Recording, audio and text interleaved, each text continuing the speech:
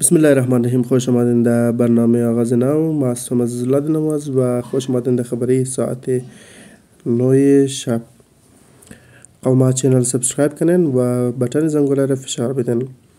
قوما نگفتنم نه امروز در سراسر جهان از خاطر ظلمی که در مابین افغانستان در قوم هزاره شده است احتجاجی ریلی برشدن و در از احتجاجی ریلی بیشتر از 70 ممالک شرکت کردند و نگفتنم نه که قتل عام هزار مردم در مابین افغانستان از 130 سال شروع شده و شروع قتل عام مردم هزاره از زمان عبدالرحمن شروع شد که هزاره قوم را بیشتر از 60% هزاره مردم در او زمان یعنی 130 سال پیش در شهادت رسید و از اون روز تا امروز شهادت مردم هزاره جاری است و قتل عام مردم هزاره جاری است و یک چیز زیاد چون نره که در زمان عبدالرحمن بیشتر از 60% هزاره قوم را زده کشته در شهادت رساند و از این سرای از اونا که تک تک کلمیناره جور کرد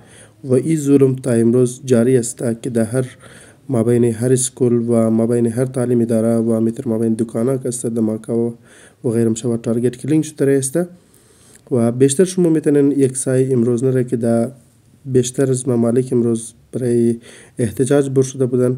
بیشتر از 70 ممالک شما میتونین که در تصویر نگاه کنین.